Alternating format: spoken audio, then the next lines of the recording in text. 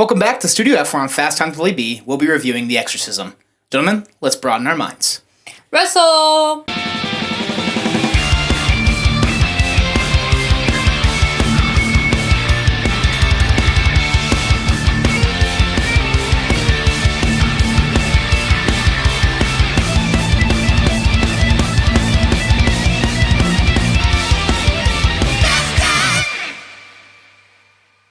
Welcome back to Fast Times with Willy B. I'm Willy B. I got Rosie back. Rosie, how we doing today?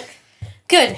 Doing good? Good. So today we'll be reviewing The Exorcism, directed by Joshua John Miller. Didn't have anything in his filmography other than one movie, and I believe it was a short, so this was his first theater release. Got some big names. Yeah. First. Pulled some big names. Russell First Crowe, come up. Ryan Simpkins, Chloe Bailey.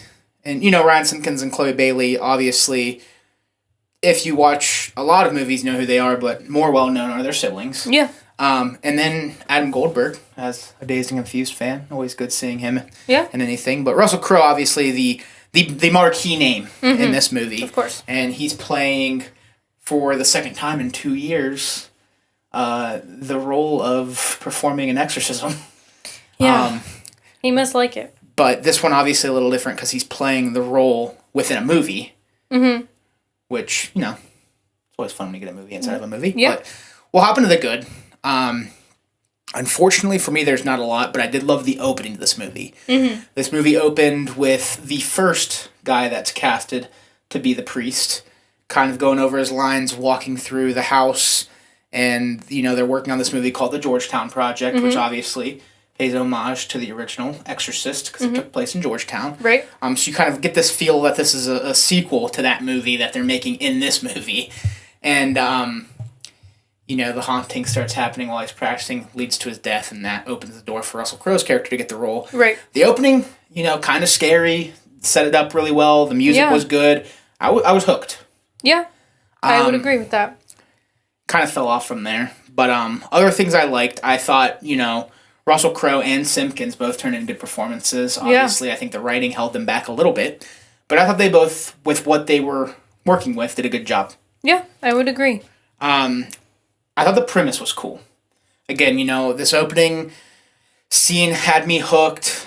I liked the concept of the movie within the movie playing into the, you know, the exorcism and, you know, the possession. I'm always a sucker for a good possession movie. Obviously, this wasn't a good possession movie, and we'll get into it. But I dug it. I was like, okay, you got, you know, the elements of unholy horror mixed with a movie inside of a movie. Russell Crowe's here.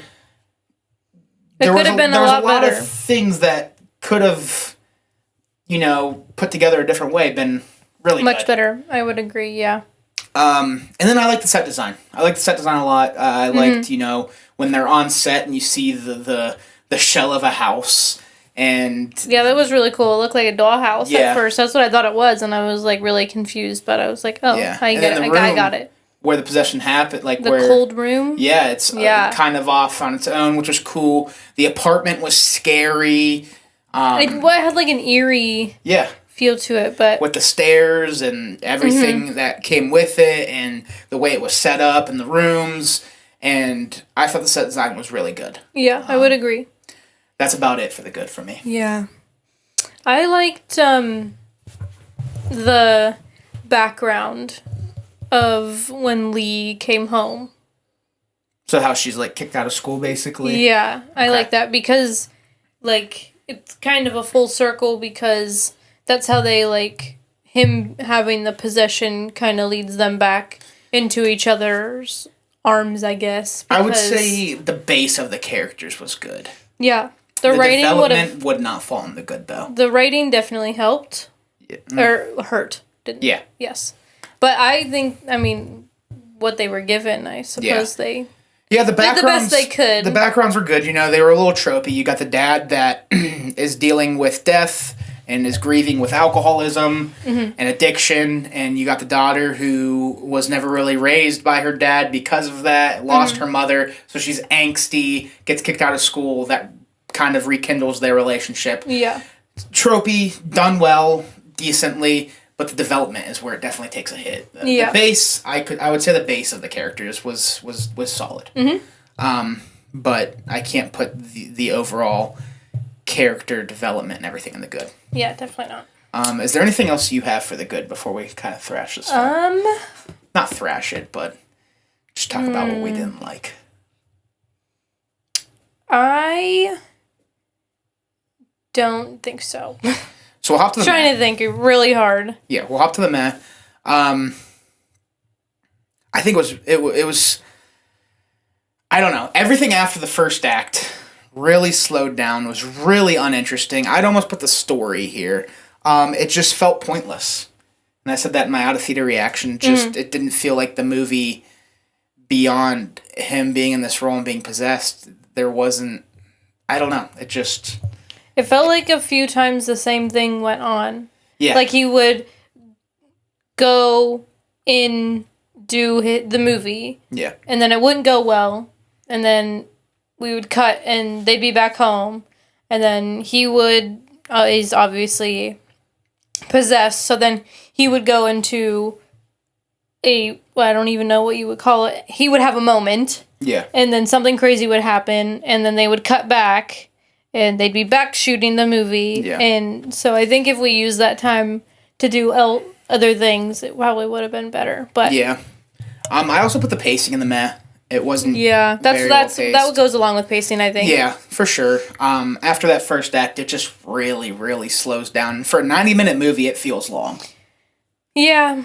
Yeah. I think just because of the same thing over and over again, she consults him and they're back doing the movies and he's back screwing up his lines and this and that and so just running it back. Yeah, the pacing definitely. I'd also put the character development here because I do think there was a little bit of development here and there for Crow and Simpkins' characters, but outside of that, it just wasn't great.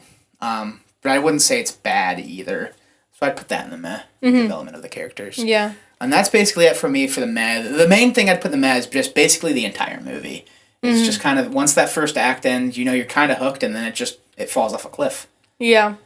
So we'll hop over to the bad. Nitpicky thing that I'd throw in here is the phone drop when she's on the staircase. I didn't hear it hit the ground. Yeah. And then she gets it back like it wouldn't be shattered. Yeah, she was up a few flights. I didn't even hear it fall. Few flights. She was like at the top of the stairs. But I didn't even hear it hit the ground. Yeah. That's what I thought, because I was like, okay, are we in like some sort of an illusion and there is a black hole down there? Or did I just miss it hitting the ground? Because I feel like you would have heard it. Yeah, they're on the fourth floor and there's no sound, and she gets it back without a scratch. But anyways, that's a nitpicky thing. I didn't like the ending. I thought the ending was pretty bad. It was it left you with a lot of questions, one, and two, it just was fast. It was quick. Like, this movie feels like it's dragging, then all of a sudden, you get to the climax, the ending, and it's done in 3 minutes. Yeah, I would agree. So very underwhelming ending. And then, honestly, the worst part of this movie was probably the writing. 2 quotes, maybe not spot on, but 2 quotes from this movie. One being, "Can I get you a drink?" "Yes, please." "What do you want?" "I'll take an alcohol, please." Woof. Second, to that is very set the scene for the second quote. Okay, let's see it. Ryan Simpkins, his daughter, is dating Chloe Bailey's character, who is a star on the movie. She's playing the possessed kid. Yes. Not kid, but you know what I mean. And, they're kissing in the bedroom, and possessed Russell Crowe comes out and says, and I quote, "You'll never eat pussy as good as I do." That is just not good writing. No, I hated that very much. And that's just 2 obviously dialogue errors there, but overall, just when I say the writing was bad, it leaks out of the character development was kind of lackluster. It leads that the story was pretty meh. The ending was way too fast and very underwhelming. It just wasn't written good at all. Yeah. The one thing I would add to the bad was, like, I think I finally figured out towards the end what was happening, but that the boy, was that supposed to be him when he was little? They kept flashing back to him? Yeah. I hated that. Yeah, that wasn't good either. Because he looked very modern. Yeah. Like, he looks like he was a boy in 2024. Yeah. And Russell Crowe's character was not a boy in 2024. No. He was a boy 50, 40 years ago. So he needed to have, you know what I mean? Yeah. He just didn't look the part to me, and I think that's why I was confused at first, and then I finally got it towards the end when he was passing the demonic spirit or whatever to the priest, when they were having that back and forth about him when he was little in the church and all that. It finally clicked, and that was 10 minutes before the movie ended. Yeah. It finally clicked. So I didn't like it was just because to me it didn't portray him as a younger child for sure. Personally. For sure. Is what I got. And that's why it was confusing to me, cuz I was like, who is this boy supposed to be? Yeah, there was a lot of... And then you finally get it, like him going to his confession as a boy and having all those things happen. Then you see it. Yeah. And then you're like, oh, that's what it was supposed to be. But it just didn't hit the mark for me. I think that part could have been... Yeah, there were a lot of plot holes. Yeah, that was definitely one. Inconsistencies, and that just, again, goes back to the writing. The writing was poor. That's fair. Unfortunately... I didn't watch The Pope's Exorcist last year, which was his first run-in. I've heard mixed reviews. I've heard some good reviews. I've heard some not so good reviews. But I still was... I don't want to say anticipating this because, first of all, I just found out about it like less than a month ago. But I was excited to see what... I was just hoping it would be scary, and we didn't even get that. It wasn't very scary. No, I think... the scariest part was her down in the basement of the apartment when she finds him, and he's standing right in front of her. Or, honestly, that would probably be about it. I was going to see the opening. You think the opening? When all of a sudden he gets the strangulation marks on his neck. That's probably the scariest part. Also, it's a meh. Okay. Something that I've never seen before happen. Actually, we're not going to put it anywhere because I don't know. But I've never seen it happen before in any movie where he comes through the back of the mirror and kills the other fella that's supposed to be playing his guy. Yeah. That kill was kind of cool. It was interesting. I have never seen a kill like that before. Yeah. And I don't know. I thought it was well done just because it's a little crafty. And it's just something I've never seen before happen, but I think my jaw probably hit the ground when that happened because I wasn't expecting it, and that was quite the jump. Yeah. But I was like, wow. And I don't know. I thought that one was well done, but that's just something different that I'd never seen before that I wanted to mention. For sure. So I'll hop over to our final thoughts and rating. Sure. What do you want to leave off with The Exorcism, and what do you give it out of 10? Well, I hadn't heard much about it prior to going to see it, so I wasn't sure what to expect. I know the last one, Russell Crowe had some mixed reviews, so this one could have went either way. So wasn't too sure what we were getting ourselves into by going to see this one, but like you said, I'd probably put it in the meh for me as an overall movie. Out of 10, probably will settle in the meh about a 5 out of 10. Okay. Yeah. For me, this is definitely on the lower side, and it's getting the reviews are more consistent with this one, being not great. I'm probably going to go just a flat 4 out of 10. It was just a bad movie. It wasn't really bad. There were qualities. The premise was intriguing. The opening had me hooked. Yeah.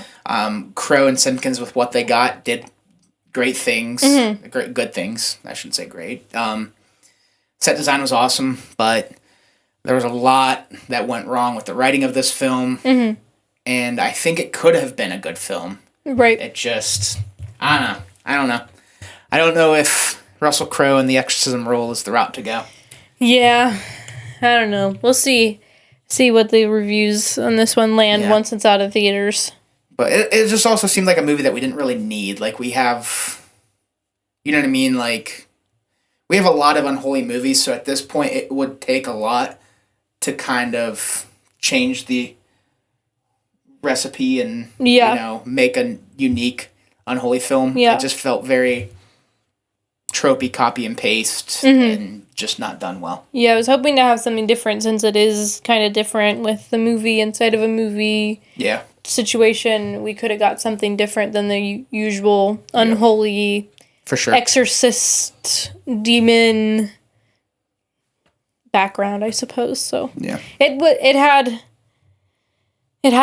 good intentions, but unfortunately, it was a flop. Yeah. So they all can't be good. I think I say that every review I'm on. They all can't be good. Yeah. Well, that'll do it for the Exorcism, Rosie. Thank you for coming on. Always a pleasure. Thank you all for watching. If you like what you're watching, please check out some other videos. Hit the subscribe button or follow the social links down below. We thank you again for watching, and we will talk to you all soon. Peace. Peace and love.